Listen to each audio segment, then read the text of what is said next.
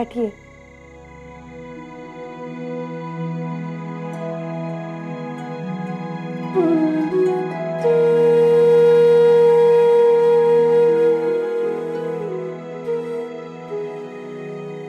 इस दिए की लौ को गौर से देखिए।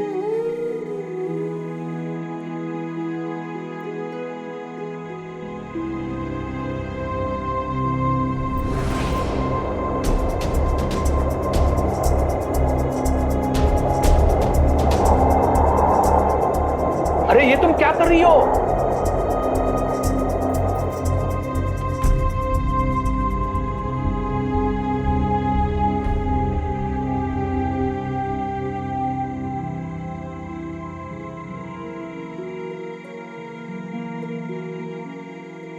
जिस तरह हवा के जोर से आपने इस दिए की लौ को बचाया, ठीक उसी तरह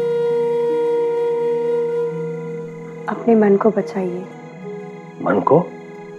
मेरी कोई भी बात अगर आपको अनुचित लगे तो मुझे माफ कर दीजिएगा। अभी आपका मन इस दिए की लौ की तरह है, अस्थिर, असुरक्षित, कि इसके चारों ओर परिवर्तन की हवा बहने लगी है। लेकिन अगर आप अपने अच्छे विचारों से इसे बल देंगे तो इस लौ को बल मिलेगा।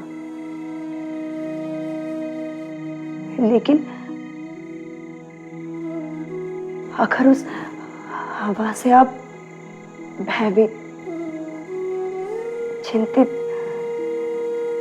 और उदास हो जाएंगे तो अवश्य ये लौ हार जाएगी।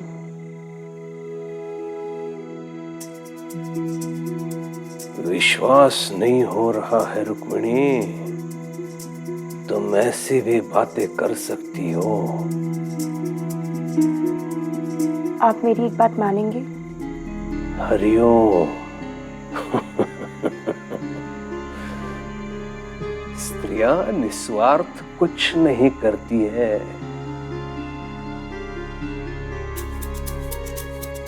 बोलो।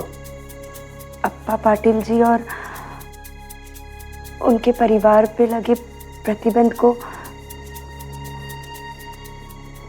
आप हटा दीजिए।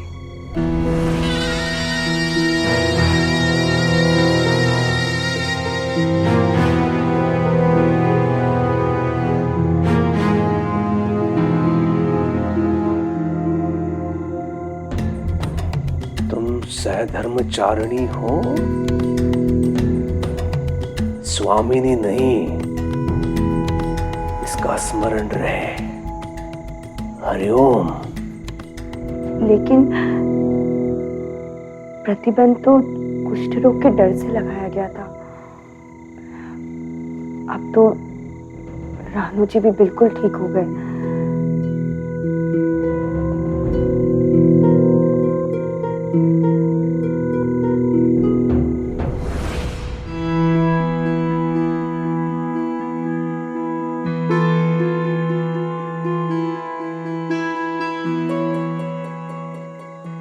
मैंने तुम्हें क्षमा कर दिया कावेरी।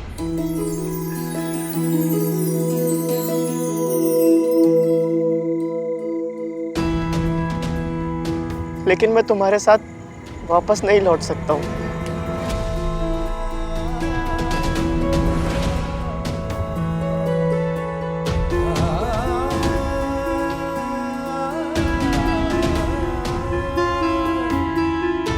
और मेरे इस फैसले का संबंध तुमसे नहीं है, बल्कि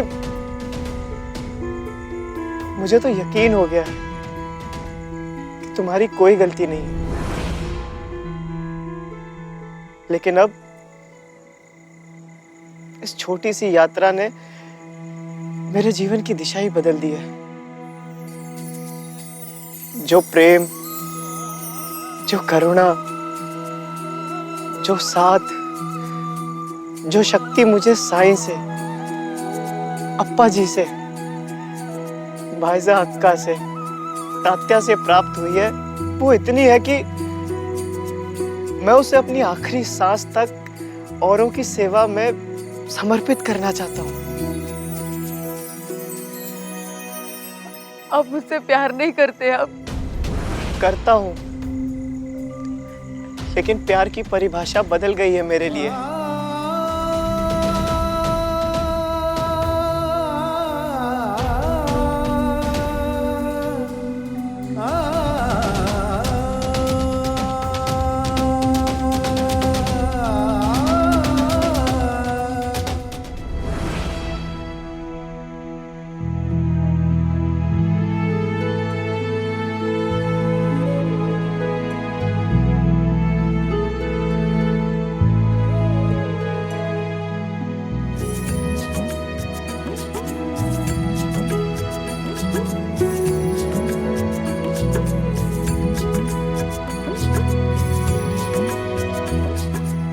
मुझे आशीर्वाद दीजिए साईं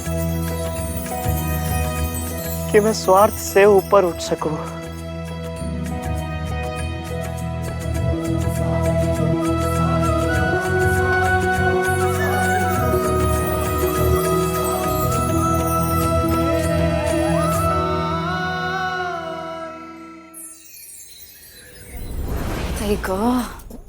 कितनी भूख लगी है मुझे। ये दास कहाँ मर गया? क्या नाम है उसका? भीवा। भीवा भीवा, ए भीवा! जी, आदेश करिए। जा बगीचे में जाके ना अच्छे से पेरू तोड़ लिया। जल्दी जा, जल्दी जा।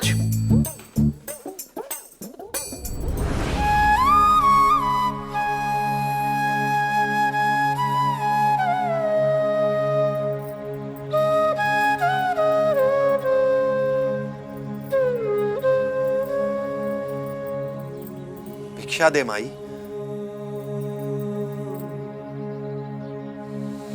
राम जी भला करे।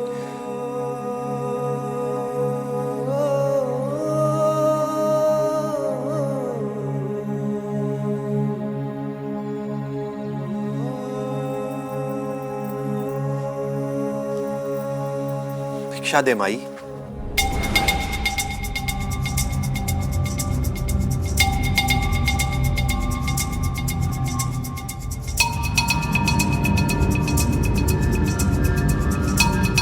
अल्लाह मालिक।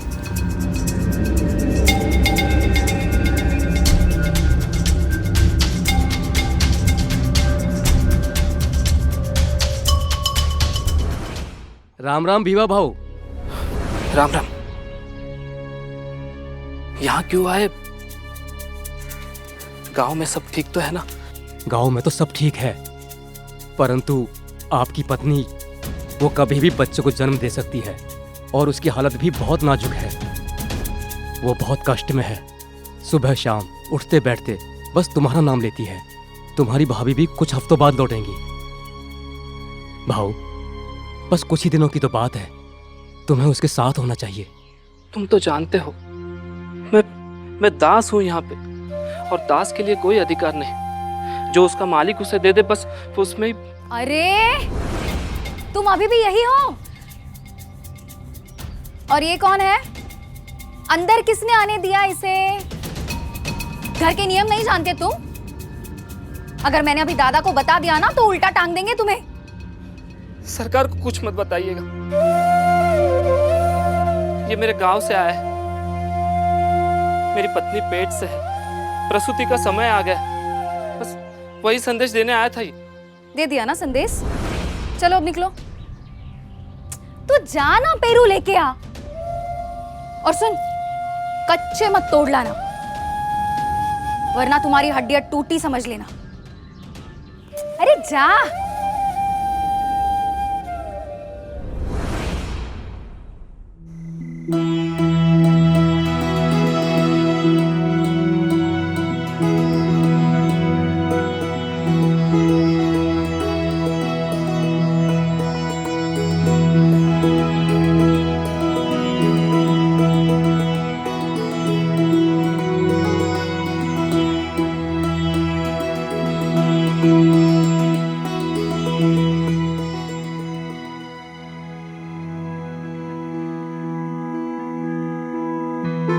क्या सोच रहे हो राणो जी?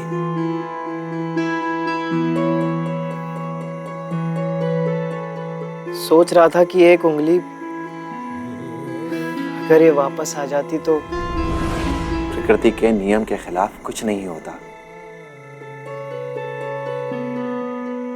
लेकिन सोना मिट्टी बना, मिट्टी सोना, वो क्या था? इंसान का नजरिया।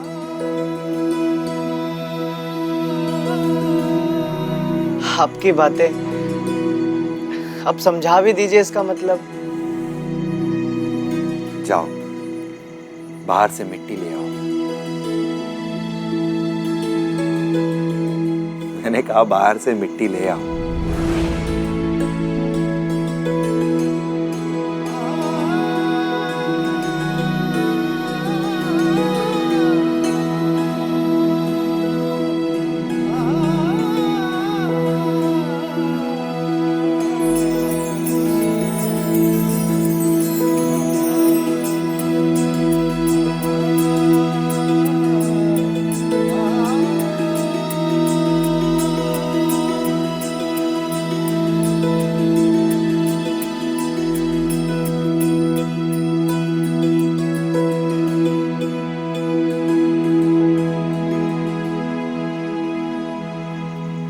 लाओ, दो मुझे।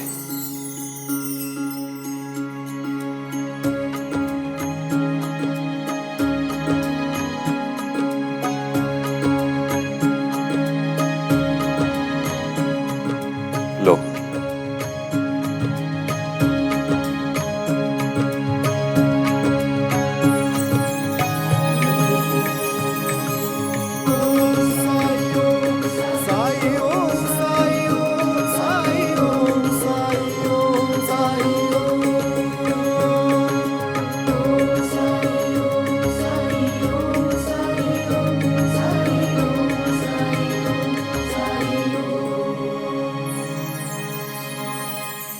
क्या है ये?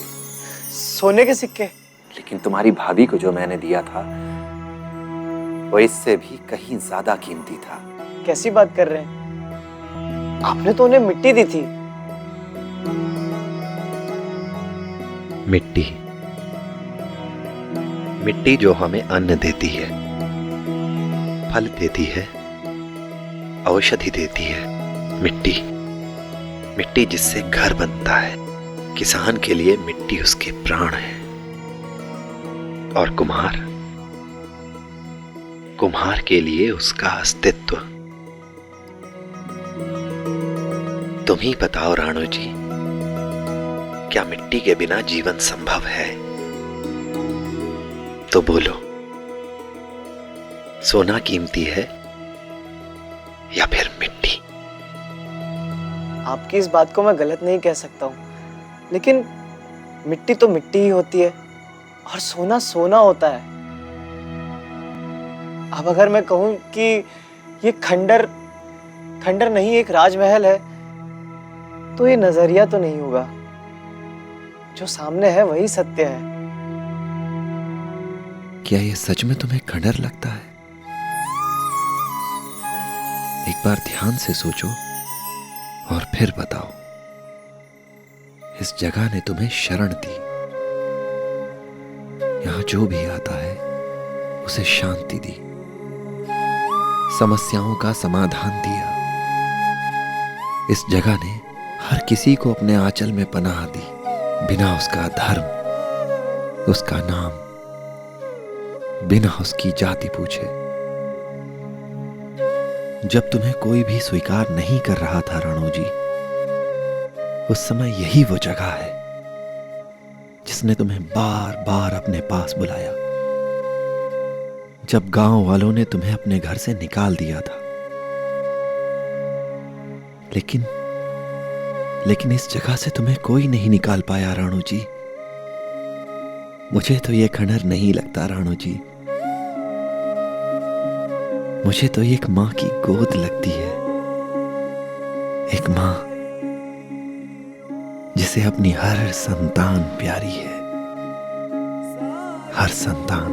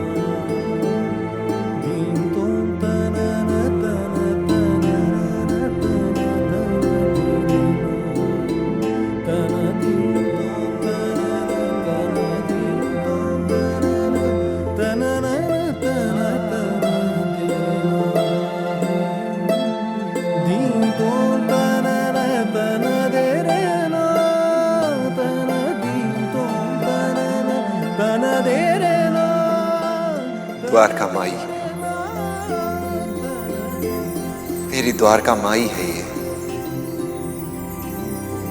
द्वारका माई?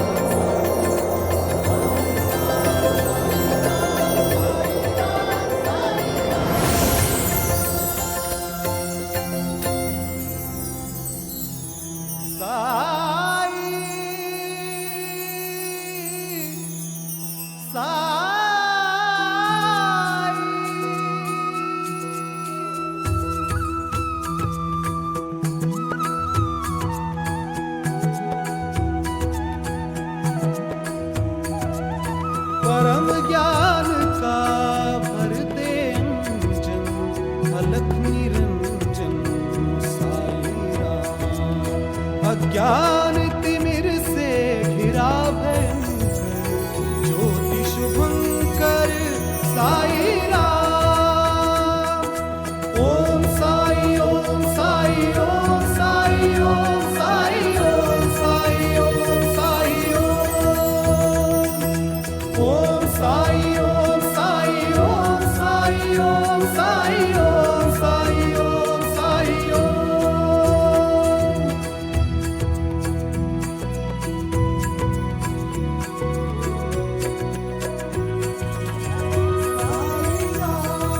ओम साई ओम साई ओम साई ओम साई ओम साई ओम साई ओम। ओम साई ओम साई ओम साई ओम साई ओम साई ओम साई ओम। साई मेरे साई।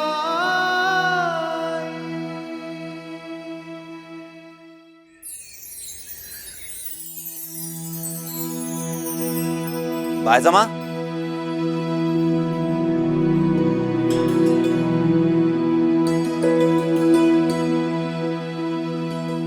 इतनी सुबह सुबह कहाँ जा रही हो बायजमा? कुएं पर। वो क्या है ना, सूर्योदय होते ही गांव के और लोग वहां आने लगते हैं। और तुम तो जानते हो कि हमारा हुक्का पानी बंद है, इसलिए मैंने सोचा कि किसी के आने से पहले ही मैं वहां से पानी भर लूं। मेरी वजह से किसी को परेशानी नहीं होनी चाहिए ना। लेकिन इसके अलावा भी कोई परेशानी है बायजमा, जो तुम मुझसे छुपा रही हो। तुमसे क्या छुपाऊंगी मैं? वही फसल की चिंता। आज मंडी में बोली लगेगी और हमारी तो फसल अभी तक कटी भी नहीं है। ऐसे में लेकिन मुझसे कहीं ज्यादा चिंता अप्पा जी को है।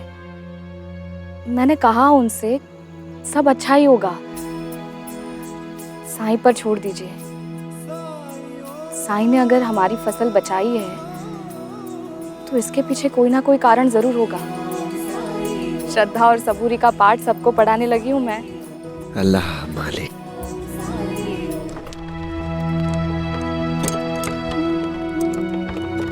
सुनिए, हम लोग बाहर से आए हैं। ये शिरडी में कोई साईं नाम का फकीर रहता है ना? हाँ, हमें उससे मिलना है। वो तो खंडर में रहता है, पास ही है। सीधा जाके दाएं मुड़ जाइए।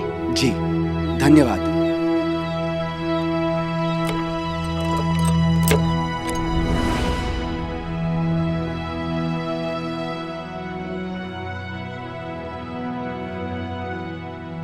अरे सुनो, ये वही खंडर है ना जहां वो फकीर रहता है?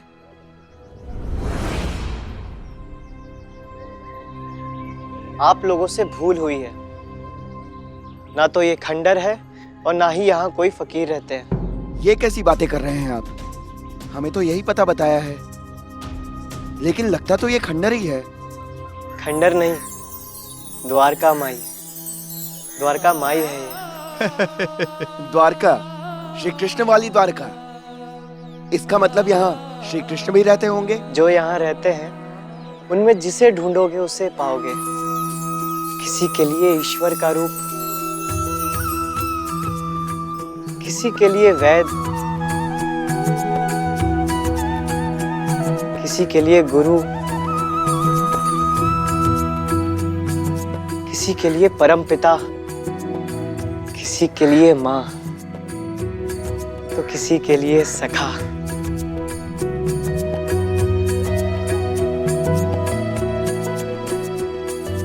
अपने कर्म से धर्म की राह सिखाते हुए सबके हृदय पर विजय पा रहे हैं वो।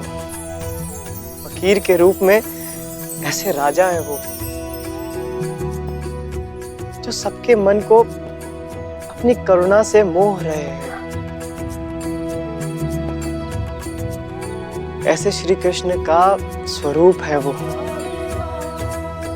तो फिर मथुरा कहो, वृंदावन कहो, द्वारका कहो या खंडर, ये तुम पर निर्भर करता है कि तुम उन्हें कहाँ ढूंढना चाहते हो। मुझे तो उनके दर्शन यहीं हुए हैं।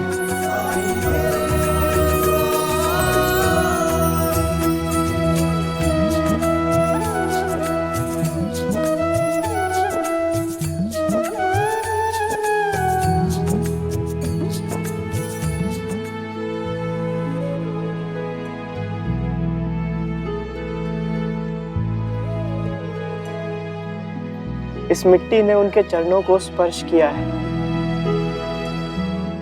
और जो लोग यहाँ आते हैं वो भाग्यशाली हैं। इस मिट्टी का तिलक करने का अवसर मिला है उन्हें। हम बड़ी दूर से उन्हें ढूंढते हुए यहाँ आए हैं। वो कहाँ हैं?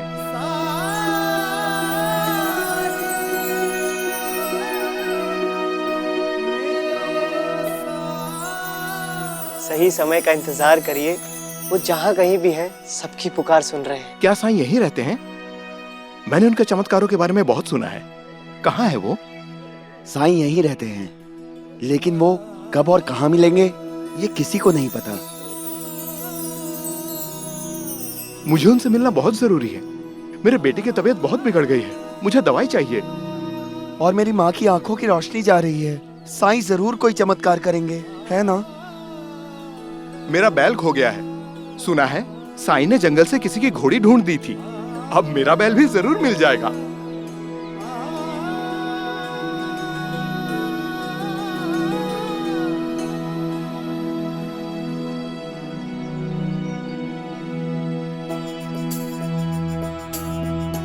साईं, ये सब आपसे मिलने आए हैं। साईं हमारी मदद कीजिए। मदद करो साईं, मदद करो साईं, साईं मदद करो मेरी, मदद करो साईं, साईं मदद करो, मदद कीजिए। रुकिए रुकिए रुकिए, एक एक करके बोलिए। साईं सबकी सुनेंगे, सबकी सहायता करेंगे। मैं आप सबकी सहायता अवश्य करूंगा, लेकिन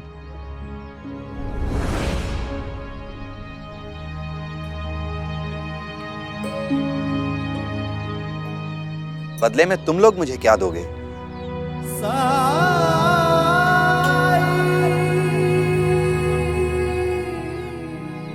लेकिन हमने तो सुना था फकीर हैं, बिना कुछ लिए ही मदद करते हैं। ईश्वर से भी मुफ्त में कभी कुछ मत मांगना। पहले सोचो कि बदले में क्या दे सकते हो।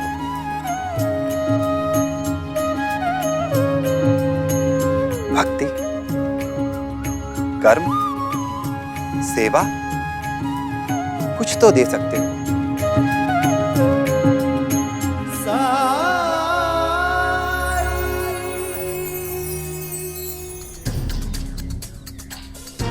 पता नहीं सरकार ने हमें यहाँ क्यों बुलाया है। पता नहीं जरूर कुछ होने वाला है। क्यों बुलाया है हमें। अरे सब्र करो, अभी पता चल जाएगा। हाँ सही कह रहे हो बंधु, कहीं कोई नई मुसीबत तो नहीं आने वाली है। क्या पता, देखते हैं। ये लोग यहाँ क्यों आए हैं? गंगाराम जी, चिंता हो रही है। चिंता मत कीजिए सरकार, देख लेना इसमें भी आपकी जीत ही नजर आएगी। आज तो मैं ऐसा डाव खेलूंगा कि जित भी मेरी और पट भी मेरी होगी।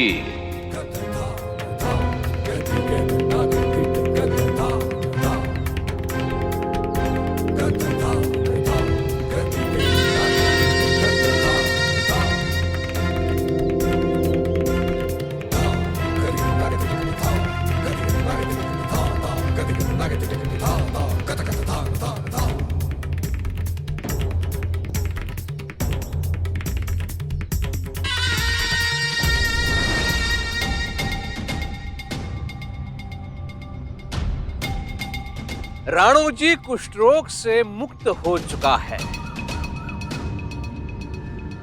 इसलिए मैं आप लोगों से विनती करने आया हूं कि अप्पा पाटिल जी और उनके परिवार पे जो प्रतिबंध लगाए गए थे उन्हें हटाने के बारे में आप जरूर सोचिए। हरिओम।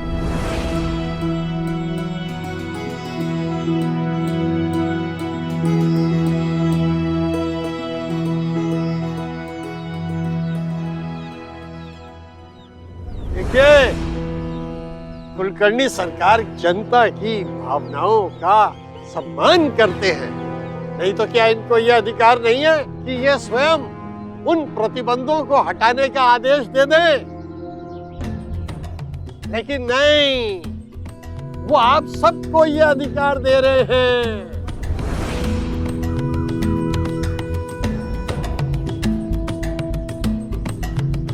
अपनी चालबाजी और अपनी हार को छुपाने का अच्छा तरीका ढूंढ निकाला है कुलकर्णी सरकार ने। अरे भाई बोलिए। हाँ हटाना चाहिए, हटाना चाहिए, बिल्कुल हटाना चाहिए। हाँ हटाना चाहिए, हाँ हटाना चाहिए, हटाना चाहिए, हाँ हटाना चाहिए, हटाना चाहिए।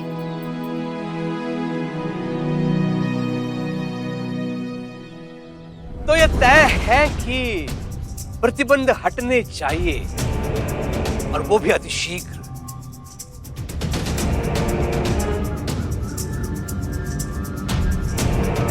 कल अप्पा पाटिल जी समस्त गांव के लिए भोग का आयोजन करेंगे और उसके पश्चात ही वो प्रतिबंध से मुक्त हो पाएंगे।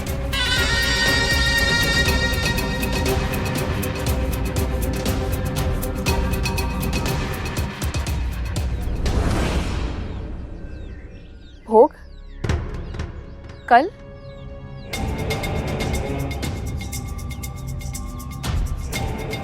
हाँ, यही नियम है ना बाइजाब का। जिस पर से भी प्रतिबंध हटाया जाता है वो पूरे गांव के लिए भोग का आयोजन करता है। इसमें आश्चर्य कैसा? यदि आज ही भोग संभव होता, आज ही प्रतिबंध उठ सकता था। और वैसे भाईजाक का इतनी प्रतीक्षा की है, एक दिन और सही। वैसे भी वो एक दिन भोग की तैयारी में ही जाएगा। कल मारुति के मंदिर में मध्याह्न के पश्चात एक अति शुभ मुहूर्त है।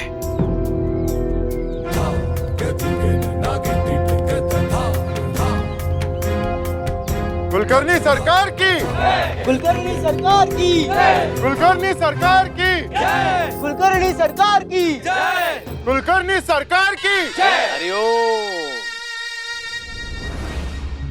कल दोपहर के बाद अगर प्रतिबंध हटाया गया तो बहुत देर हो जाएगी। आज फसल की बिक्री का आखिरी दिन है और अगर आज फसल नहीं बिकी तो पूरे साल भर परिवार का पोषण कैसे करूंगा?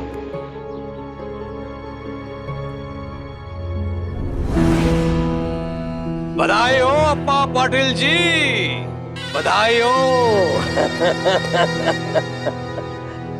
अब तुम्हारी फसल की बर्बादी को वो बैरागी भी नहीं बचा सकता।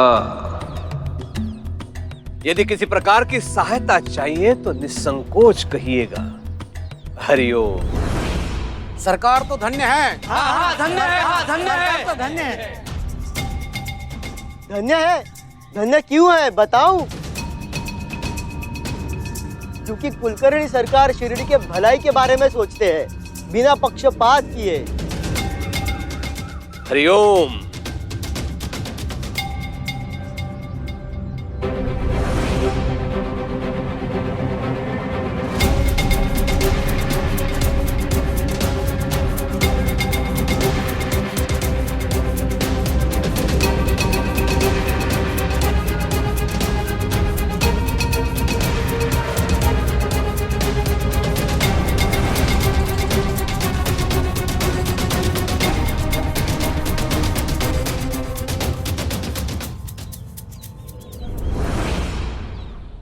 सबका मालिक एक।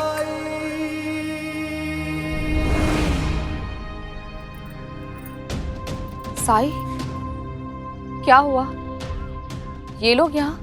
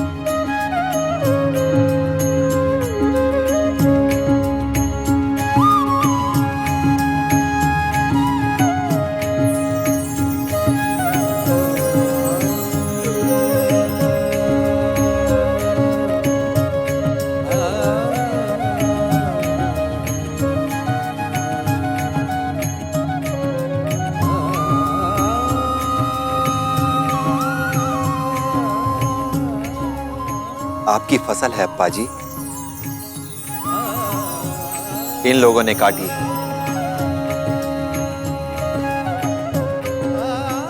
आपके लिए।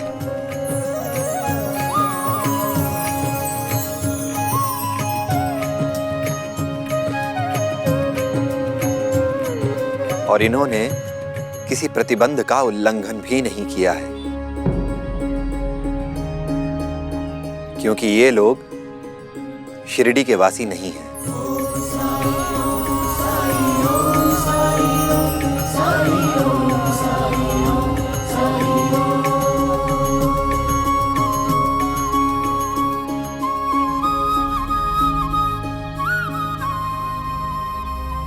आपकी फसल बिक्री के लिए तैयार है अप्पा जी।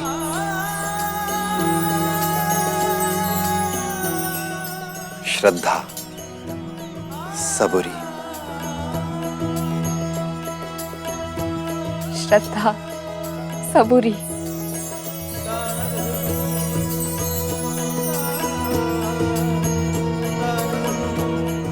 श्रद्धा, सबूरी।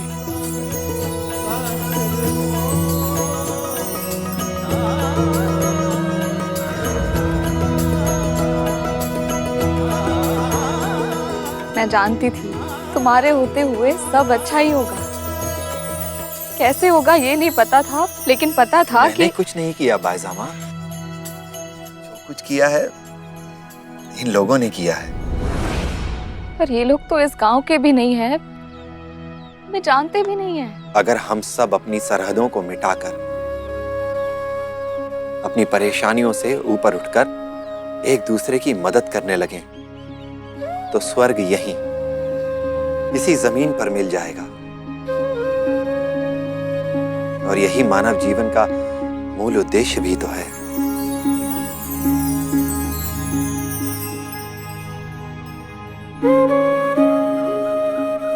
धर्म की राह पर चलने वालों को बहुत कठिनाइयों का सामना करना पड़ता है, मगर ऐसे लोगों की मदद करने के लिए धीरे धीरे पूरी कायनात जुट जाती है। इस संघर्ष में समय तो लगता है, लेकिन अंत में धर्म की जीत होती है और अधर्म की हार।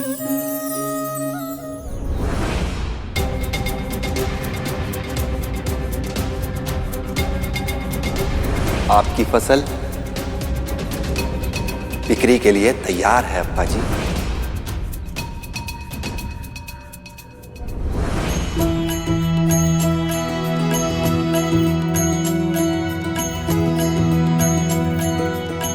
बाइज़ा अक्का, मैं बहुत शर्मिंदा हूँ, मुझे माफ कर दीजिए।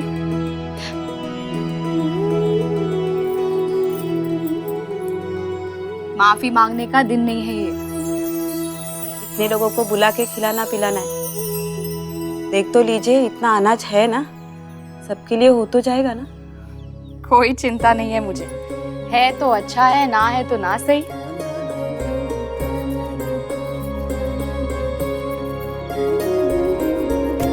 मेरा साई, मेरा बेटा है मेरे साथ, मेरे पास।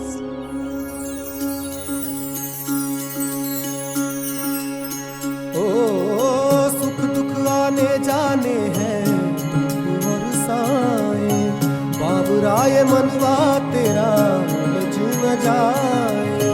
मन में आशा के दीपक बुझने ना पाए, सुबह फिर से आएगी समझाए।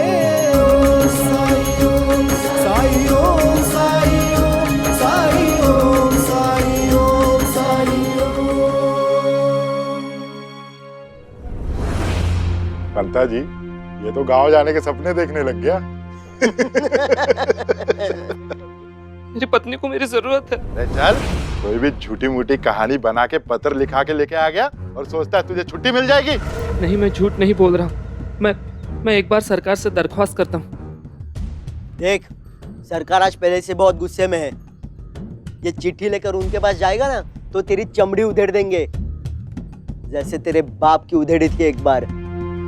लेकिन मेरी पत्नी बीमार है। ओ, मत भूल कि तू दास है, दास पुश्तों से। और दास को अधिकार वही होते हैं जो उनका स्वामी तय करता है। ये ले, चल निकल, पहले ही भूख ने दिमाग खराब किया है हमारा। चल निकल।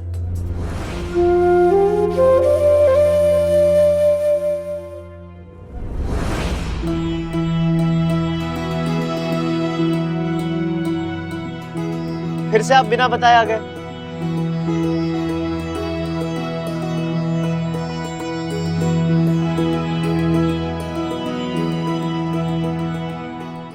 ये सूखे फूल क्यों इकट्ठा कर रहे हैं? इनमें नए जीवन का स्रोत है राणो जी। इनके बीज, इनसे नए पौधे जन्म लेंगे। मुझे दीजिए, मैं आपसे कह चुका हूँ ना, अब से आपका सारा काम मैं करूंगा। चाहे वो द्वारका माई की साफ सफाई हो, या फिर लंडी बाग में फूल पौधों की सेवा, या फिर घर घर जाकर भिक्षा मांगना। अब से आप अपना सारा काम इस दास पर छोड़ दीजिए।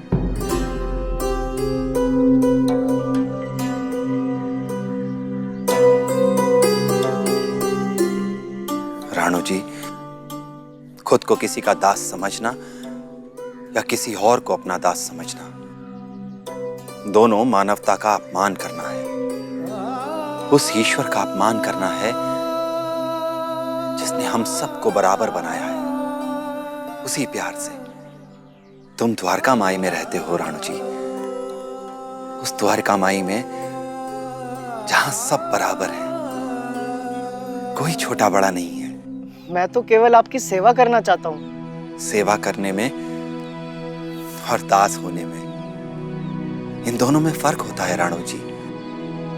सेवा अपनी इच्छा से की जाती है, बिना किसी स्वार्थ के। दास वो होता है जिससे उसके अधिकार छीन लिए जाते हैं, उसकी आजादी छीन ली जाती है,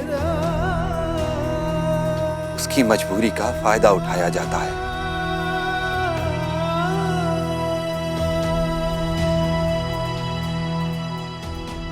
दास कहना या दास होना दोनों ही पाप है। मुझे माफ कर दीजिए साईं, पर सेवा तो करने दीजिए। मैं दिन भर करूंगा क्या? जो मुझे अच्छा लगता है वो मैं करता हूं। तुम्हें क्या अच्छा लगता है, तुम्हें क्या करना है, ये खुद तुम्हें सोचना होगा।